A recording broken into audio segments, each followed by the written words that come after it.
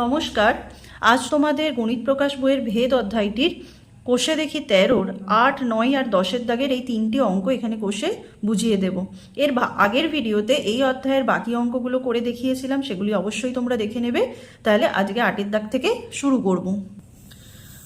8-এর দাগের অঙ্কটি দেখে নাও তোমরা। বলা হয়েছে 15 জন কৃষক 5 দিনে 18 বিঘা জমি চাষ করতে পারেন।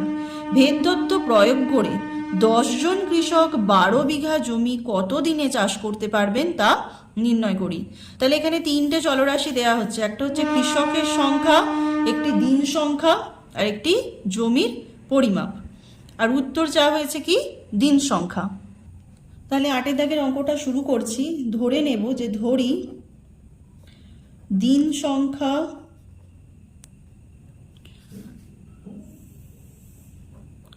সমান এ, জমির পরিমাণ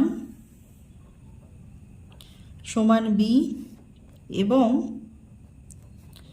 কৃষক সংখ্যা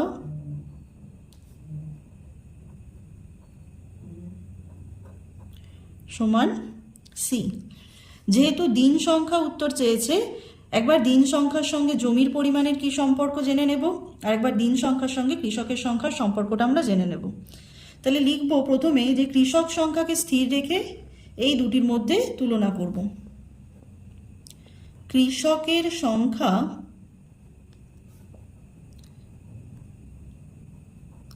স্থির থাকলে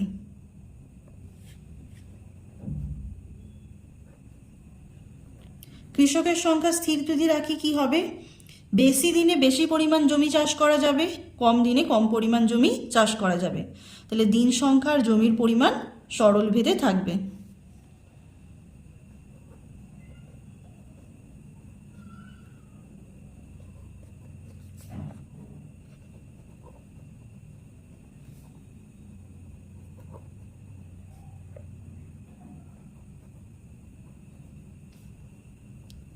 সঙ্গে সরল ভেদে থাকবে।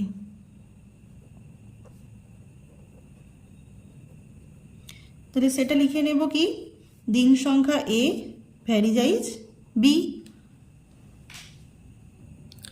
যখন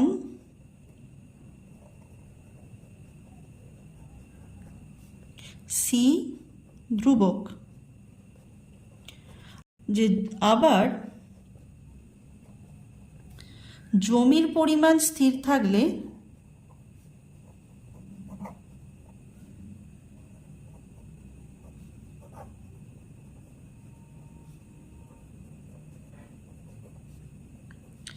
দিন সংখ্যা ও কৃষকের সংখ্যা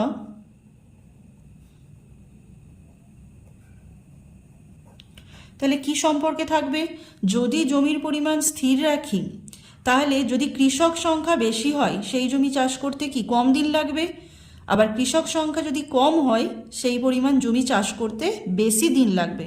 তাহলে একে অপরের সঙ্গে কি সম্পর্কে থাকবে, ব্যস্ত ভেদে।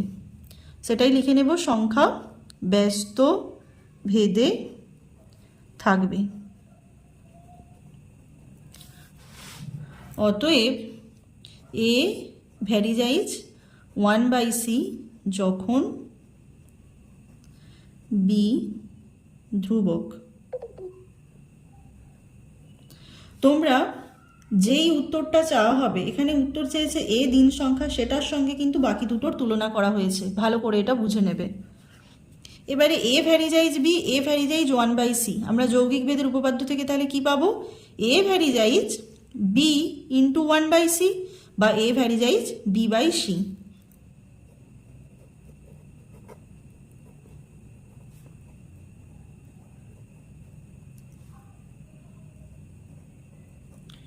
উপপাদ্য অনুসারে এ ভ্যারিজাইজ b/c যখন সি আর বি উভয়ে পরিবর্তনশীল, বি ও সি উভয়ই পরিবর্তনশীল।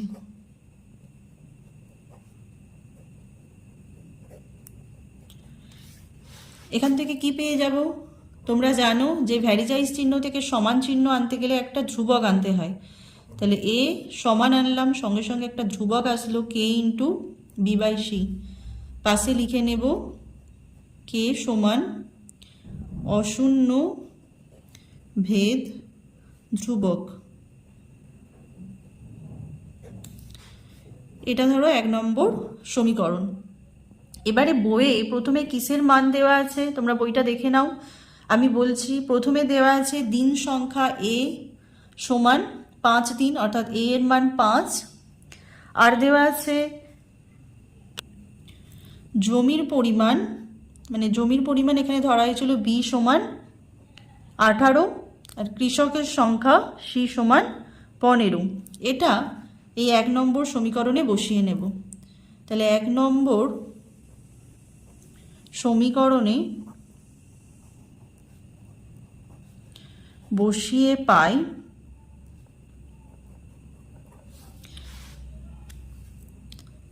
এর মান 5, তাহলে এর জায়গায় 5 বসাচ্ছি, সমান কে ধ্রুবক গুণিত বি এর মান 18 বাই সি এর মান 15। এখান থেকে কোণাকুণি গুণ করলে কি পাবো? 15 গুণিত 5 সমান কে গুণিত 18, বা 15 গুণিত 5 সমান কে গুণিত 18, বা ঘুরিয়ে লিখতে পারি কে গুণিত 18 সমান 15 গুণিত 5, বা কে সমান 15 গুণিত 5 বাই 18। এখানে কাটাকাটি হবে, 3 5 15, 3 6 18, বা কে সমান 5 5 25 বাই 6। এখানে কে এর মান পেয়ে গেলাম। এই 1 নম্বর সমীকরণে কে এর মানটা বসিয়ে আমরা কি পাবো? যে 1 নম্বর সমীকরণে কে এর মান বসিয়ে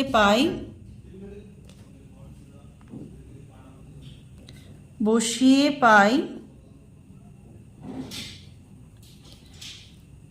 এ সমান 25/6 গুণিত বি বাই সি।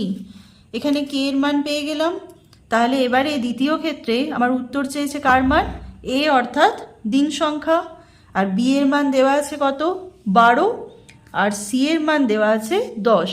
বি অর্থাৎ তোমার এখানে জমির পরিমাণের মান দেওয়া আছে 12 বিঘা অর্থাৎ 12, আর সি অর্থাৎ কৃষকের সংখ্যার মান দেওয়া আছে 10, সেটা ওখানে বসে।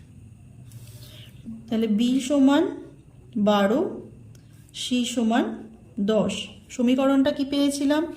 এ সমান 25/6 গুণিত বি বাই সি। তাহলে এখানে মান বসিয়ে দিই।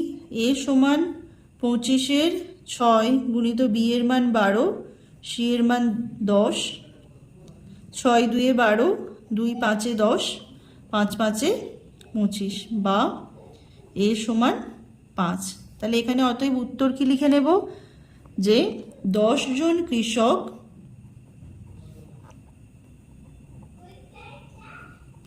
বারো বিঘা জমি জমি 5 দিনে চাষ করতে পারবেন। তাহলে এই উত্তরটা পেয়ে গেলাম। এরপরে 9 অঙ্কটা দেখি। 9 অঙ্কটা বলা হয়েছে গোলকের আয়তন গোলকের ব্যাসার্ধের ত্রিঘাতের সঙ্গে সরলভেদে আছে। 1.1.2, এবং 2.1.2 মিটার দৈর্ঘ্যের ব্যাস বিশিষ্ট 3টি নিরেট গোলককে গলিয়ে একটি নিরেট গোলক বানানো হলো। নতুন গোলকের ব্যাসের দৈর্ঘ্য নির্ণয় করি, আর ধরি গলানোর আগে ও পরে আয়তন একই থাকে। তাহলে লিখে নেব যে ধরি গোলকের ব্যাসার্ধ সমান r মিটার, এবং গোলকের আয়তন সমান ভি। যেহেতু আয়তনের একক জানো কি? ঘনমিটার, তাহলে এখানে ভি ঘনমিটার। বলা আছে যে গোলকের আয়তন তার ব্যাসার্ধের ত্রিঘাতের সঙ্গে সরলভেদে আছে। তাহলে আয়তন কি? ভি, আর ব্যাসার্ধ আর, আর এর ত্রিঘাত মানে আর কিউ। এটা লিখে নেব প্রশ্নানুসারে। এখান থেকে ভ্যারিজাইজ থেকে সমান আনবো একটা ধ্রুবক এনে, বা ভি সমান কে ইন্টু আর কিউ। ব্র্যাকেটে লিখে দিতে হবে কে সমান অশূন্য ভেদ ধ্রুবক।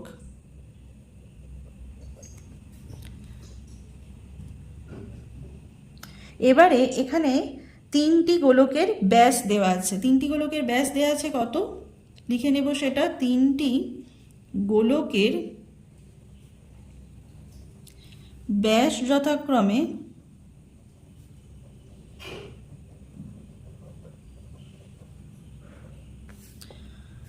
কত কত দেওয়া আছে?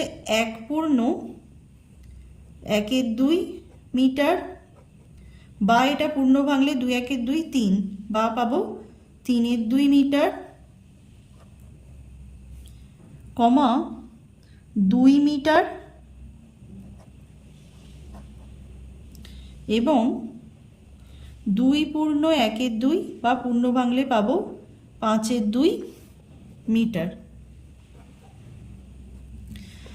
তাহলে ব্যাস দেওয়া আছে, এখান থেকে আমরা ব্যাসার্ধ বার করে নেব। অতএব প্রথম গোলকটির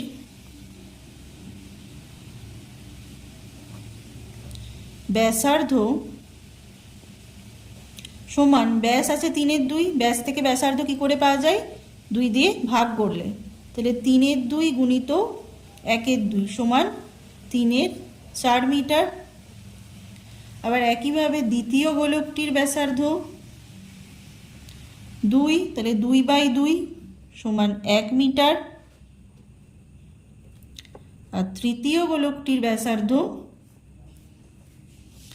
5/2 গুণিত 1/2 সমান 5/4 মিটার। একইভাবে লিখে নেব, অতএব প্রথম গোলকটির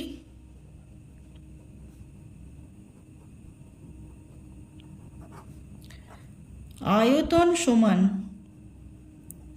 আমরা আয়তন সমান কি পেয়েছি? ভি সমান কে ইন্টু আর কিউ। তাহলে প্রথম গোলকের ক্ষেত্রে আয়তন কত হবে? কে ইন্টু আর এর মান 3/4, তাহলে 3/4 হোল কিউব।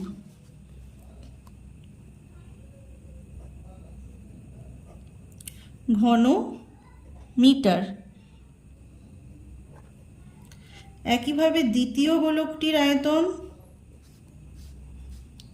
কে ইন্টু দ্বিতীয় গোলকটির ব্যাসার্ধ 1, তাহলে 1 কিউব ঘনমিটার। তৃতীয় গোলকটির আয়তন কে ইন্টু 5/4 হোল কিউব ঘনমিটার। অতএব তাহলে তিনটি গোলকের, যেহেতু তিনটি গোলককে গলিয়ে একটি নতুন নিরেট গোলক বানানো হয়েছে, তাহলে তিনটে গোলকের মোট আয়তন নতুন গোলকটির আয়তনের সমান হবে। তাহলে তিনটে গোলকের মোট আয়তন এখানে বার করে নেব। তিনটি গোলকের মোট আয়তন সমান কে ইন্টু 3/4 হোল কিউব প্লাস কে ইন্টু 1 কিউব প্লাস কে ইন্টু 5/4 হোল কিউব ঘন মিটার। এবারে নতুন গোলকটির ব্যাসার্ধ আমরা ধরে নেব, কারণ তার আয়তনের সঙ্গে তিনটে গোলকের আয়তন সমান করতে হবে, মোট আয়তন। যে আরও ধরি নতুন গোলকটির ব্যাসার্ধ সমান আর মিটার। যেহেতু আগে ব্যাসার্ধ স্মল আর ধরা হয়েছিল, এখানে ক্যাপিটাল আর ধরলাম। অতএব একইভাবে এর আয়তন কত হবে? ভি সমান তোমরা জানো কি কে ইন্টু আর কিউ, তাহলে কে ইন্টু ক্যাপিটাল আর কিউ ঘন মিটার। এবারে শর্তানুসারে এটা সমান এটা করে দেব। তাহলে শর্তানুসারে কি পাচ্ছি? কে ইন্টু ক্যাপিটাল আর কিউব সমান কে ইন্টু 3/4 হোল কিউব প্লাস কে ইন্টু ওয়ানের কিউব বা 1 আর কে ইন্টু 5 এর 4 হোল কিউব, বা এখান থেকে কে ইন্টু আর কিউব সমান এই তিনটেতে দেখতে পাচ্ছ কে আছে, কে কমন নিয়ে নিচ্ছি, নিলে ব্র্যাকেটে কি পড়ে থাকবে 3 এর 4 হোল কিউব। এখানে একবারে 3 এর 4 হোল কিউবের মান লিখে নেব। 3 এর কিউব যেন কত 27 আর 4 এর কিউব 64, তাহলে 27 এর 64, 1 এর কিউব 1 আর 5 এর 4 হোল কিউব মানে 5 এর কিউব হচ্ছে 5 5 25, 25 5 125 আর 4 এর কিউব 64। দুপক্ষেই কে আছে দেখতে পাচ্ছ, কে কে বাদ দিয়ে দেব, তাহলে আর কিউব সমান এখান থেকে কত পাবো, দুজনেরই নিচে 64 আছে, তাহলে 64 লসাগু, এখানে 27 বসবে, এখানে 64 একে 64 প্লাস 125, বা আর কিউ সমান নিচে 64, এই তিনটিকে যোগ করলে 5 4 9, 9 7 16, 16 6 হাতে 1, 2 6 8, 8 2 10, হাতের 1 11 1 আর 1 1 2, 216, বা আর কিউব সমান 216 কতর কিউব যেন 6 এর কিউব আর 64 4 এর কিউব, তাহলে আর কিউব ইকুয়াল টু 6 এর 4 হোল কিউব, তাহলে আর সমান কত পাবো 6 এর 4, বা আর সমান 6 এর 4। এখান থেকে কি পেয়ে যাচ্ছি, নতুন গোলকটির, অতএব নতুন গোলকটির ব্যাসার্ধ সমান 6 এর 4 মিটার, কিন্তু উত্তর চেয়েছে ব্যাস, তাহলে নতুন গোলকটির ব্যাস কত হবে, ব্যাস থেকে ব্যাসার্ধ বার করতে গেলে 2 দিয়ে ভাগ করতে হয়, আর ব্যাসার্ধ থেকে ব্যাস বার করতে গেলে 2 দিয়ে গুণ, 6 এর 4 গুণিত 2, 2 2 এ 4, 2 3 এ 6 সমান 3 মিটার, এটাই অ্যান্সার। এরপরে 10 দাগের অঙ্কটা দেখে, 10 দাগের অঙ্কটা দেখে নাও তোমরা। ওয়াই দুটি চলের সমষ্টির সমান, যার একটি এক্স চলের সঙ্গে সরলভেদে এবং অন্যটি এক্স চলের সঙ্গে ব্যস্তভেদে আছে। এক্স ইকুয়াল টু 1 হলে ওয়াই ইকুয়াল টু -1 এবং এক্স ইকুয়াল টু 3 হলে ওয়াই ইকুয়াল টু 5। এক্স ও ওয়াই এর মধ্যে সম্পর্ক নির্ণয় করি। 10 অঙ্কটাই ধরে নেব যে ধরি একটি চল সমান এ, অপর চল সমান বি। প্রশ্নানুসারে বলা আছে যে ওয়াই এ ও বি এর সমষ্টির সমান, তাহলে প্রশ্নানুসারে ওয়াই সমান এ প্লাস বি, এটা 1 নম্বর সমীকরণ। দ্বিতীয় ক্ষেত্রে বলা আছে যার একটি এক্স চলের সঙ্গে সরলভেদে আছে, যে যার একটি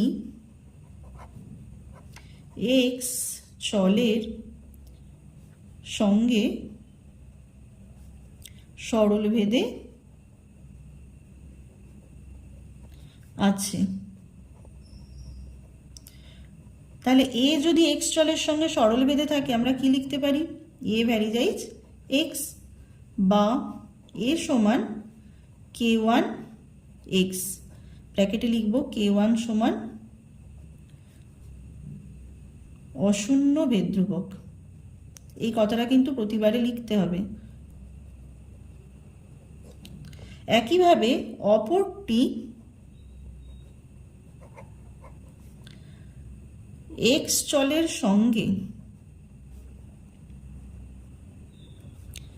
ব্যস্তভেদে আছে, তাহলে ব্যস্তভেদে বি চল যদি থাকে এক্স চলের সঙ্গে ব্যস্তভেদে আমরা কি জানি, বি ভ্যারিজাইজ 1/x, বা বি সমান আগে k1 এনেছি এখানে আনবো k2 ভেদ ধ্রুবক, k2 ইন্টু 1/x, বা বি সমান k2/x। তাহলে এখানেও লিখে নেব ব্র্যাকেটে k2 অশূন্য ভেদ ধ্রুবক। তাহলে এখানে দেখতে পাচ্ছ এ এর মান পেলাম k1x, বি এর মান পেলাম k2x, এটা 1 নম্বর সমীকরণে বসিয়ে দেব, y সমান a প্লাস বিতে এ এর মান আর বি এর মান, তাহলে বসিয়ে কি পাচ্ছি, তাহলে 1 নম্বর সমীকরণে এ ও বি এর মান বসিয়ে পাই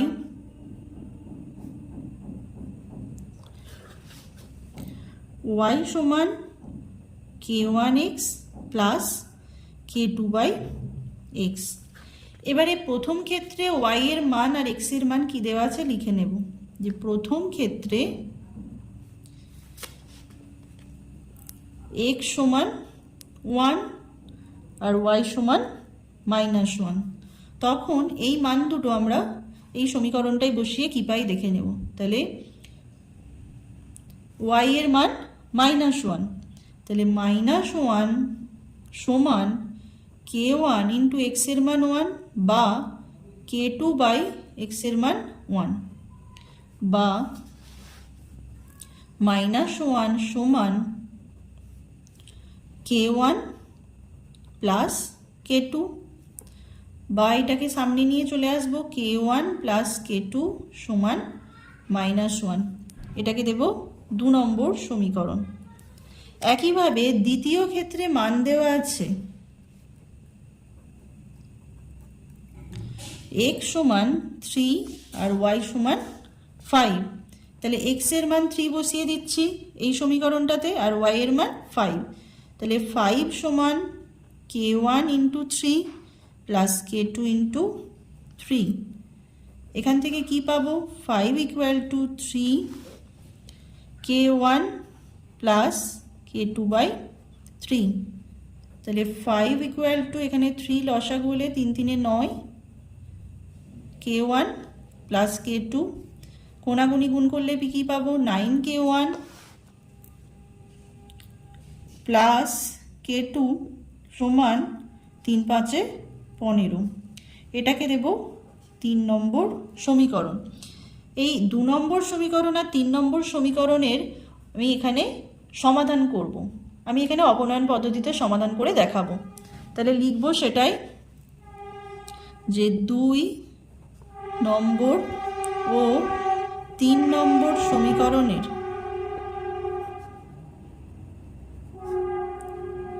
সমাধান করে পাই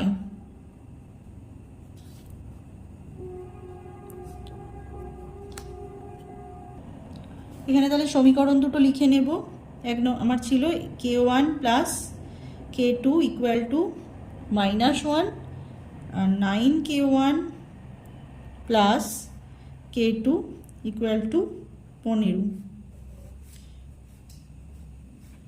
k2 দেখো কেটে যাচ্ছে, তাহলে প্লাস k1 মাইনাস 9k1 কি হবে -8k1, আর -1 -15 এটা কি হবে যোগ হলে -16, মাইনাস মাইনাস কেটে দিচ্ছি, তাহলে k1 সমান 16/8 বা k1 সমান 2।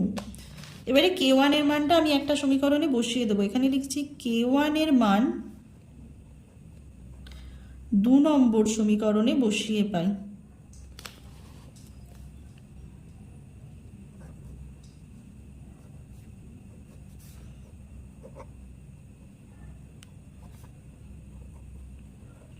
দু নম্বর সমীকরণটা আরেকবার লিখে নেব, k1 plus k2 equal to -1 বা